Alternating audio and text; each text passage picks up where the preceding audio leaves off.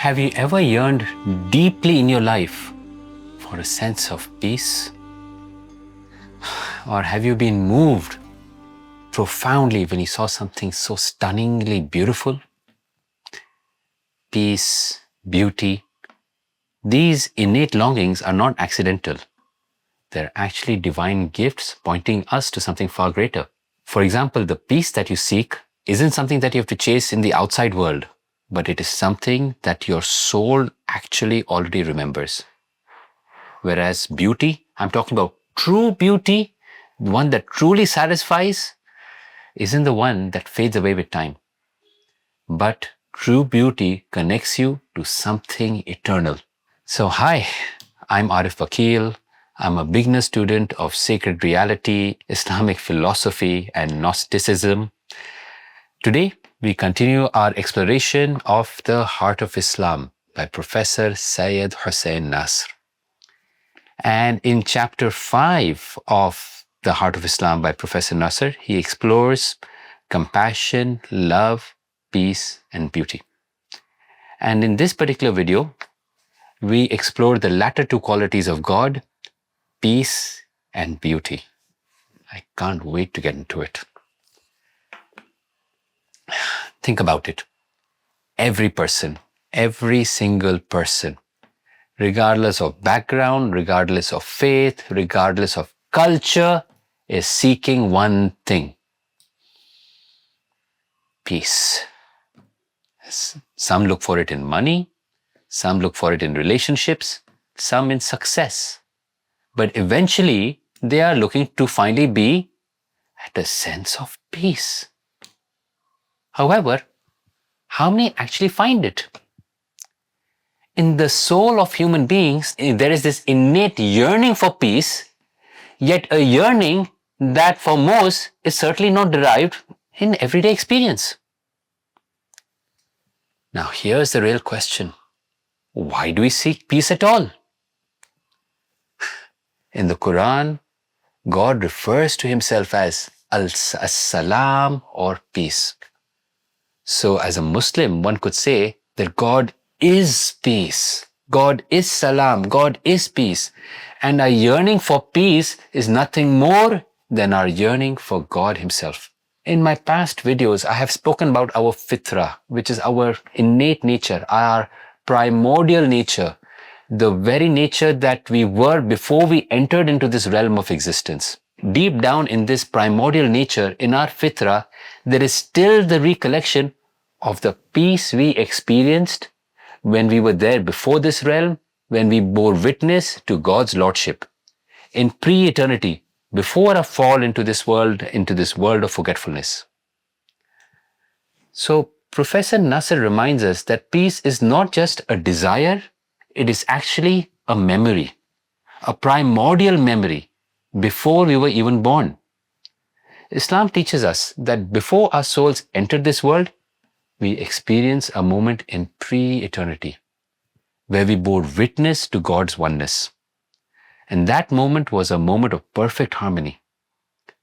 But when we came into this world, we forgot. The chaos, the distractions, the noise of this world make us lose that connection. But deep inside, the yearning for that still remains. So in Islam, peace isn't just a state of being. It's one of the sacred names of God. And when we yearn for peace, we actually are yearning for God who is peace himself, Al-Salam. Let me repeat that our search for peace is in reality our search for God. This changes everything, because it means that peace isn't found in things, it is found in remembering. Remembering what? Remembering who we truly are and remembering our connection to the divine. However, today when we hear the word peace, we think of things like no wars, no conflict, no stress. But is that real peace? Nasr explains that in the modern world, we've forgotten the hierarchy of peace. We try to build peace externally perhaps in politics, maybe in society, without building it internally first. Peace is a celestial quality. Peace follows a divine order. One first has to be peace with God, then peace with yourself, then peace with the world just follows. To have outward peace, one must first be at peace with oneself, be at peace with God. The mistake, we are reversing the process. We think if we fix the world, we'll be happy. But the truth is, it's only if we fix our inner world, the outer world follows. However, the secularized world that we live in today, men and women for whom the spiritual world has become unreal, they limit their vision of reality to the earth and life of this world. That's all that is real, nothing more.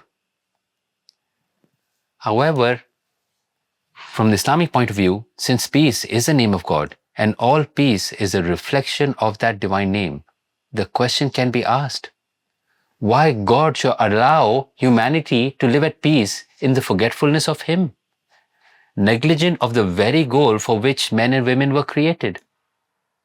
The idea of living at peace while denying God is totally absurd, because the chaos and strife within the human soul can only be put in order by God.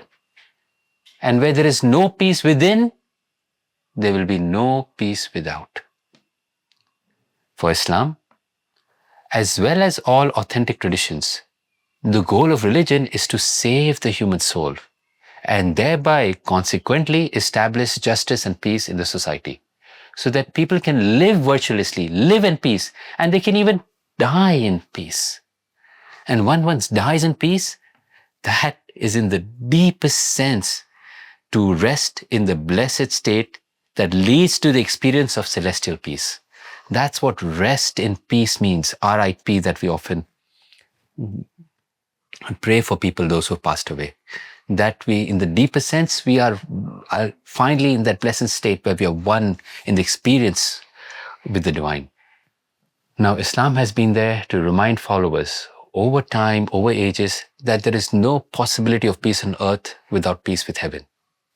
And today, it is called upon to assert that peace with heaven therefore requires peace between the messages that have descended from heaven over the ages.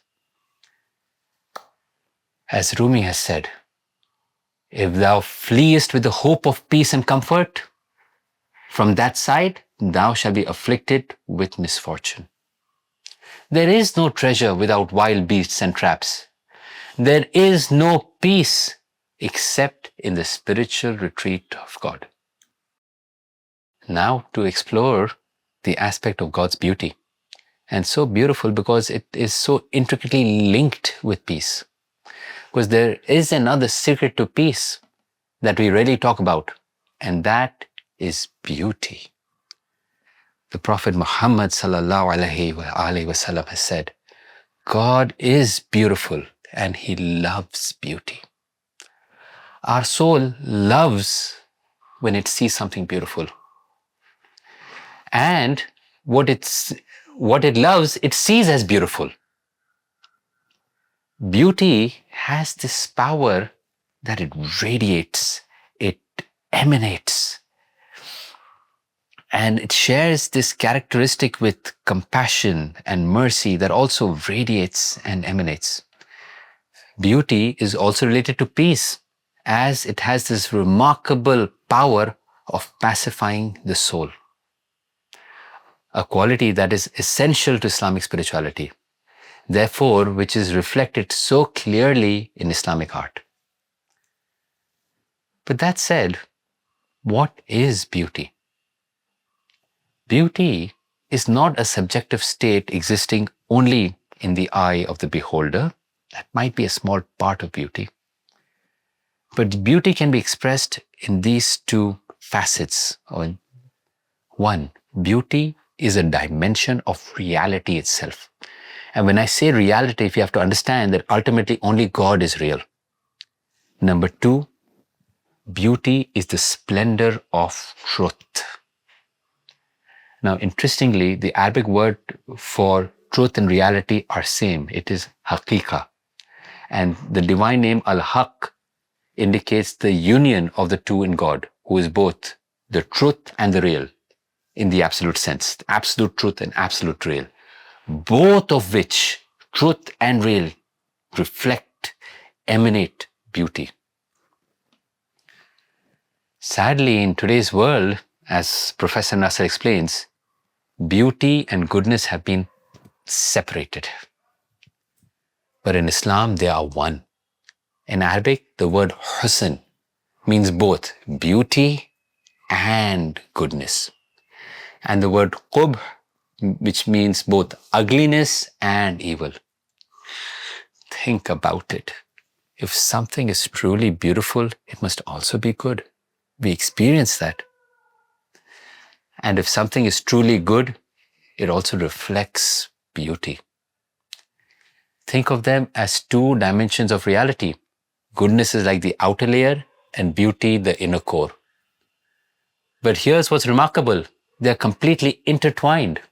There's a saying in connection with this that also clarifies the complementary between the male and the female, or the yin and the yang. It is said in Islam that a woman's beauty shines outwardly. It is said in Islam that a woman's beauty shines outwardly, while her goodness glows within. And for a man, his goodness is expressed outwardly, while his beauty resides within. Hence, beauty and goodness complement and are inseparable from each other. This is why Islam doesn't just teach us to be good. It asks us to create and appreciate beauty in everything. In our thoughts, in our worship, in our surroundings. But here's the challenge. And this is what makes the spiritual quest truly heroic. We have to learn to see beyond the surface of beauty of the worldly things. Yes, they're attractive. Yes, they're beautiful. But they are not an end in itself. They are meant to be stepping stones leading us to something far greater, which is the divine source of all beauty. Therefore, Islam teaches us to truly appreciate divine beauty, we need some spiritual discipline, what might be called spiritual asceticism. We are recording this in the month of Ramadan, and this is an example of spiritual asceticism. This is why we fast. This is why we pray. These practices help us pull our roots from worldly attachments and sever those connections, cut those connections, and plant them firmly in divine soil. Once we develop this spiritual discipline through following divine law, through following the Sharia, every earthly beauty becomes transformed. The sunset you see, it becomes a reminder of divine beauty. The moment of human kindness you witness, it reflects divine mercy. Everything beautiful around us becomes an occasion to remember our fitrah, our primordial encounter with God's beauty. That moment before time, we acknowledged His Lordship. Finally, beauty, and especially the beauty in nature, isn't a luxury that we can do without.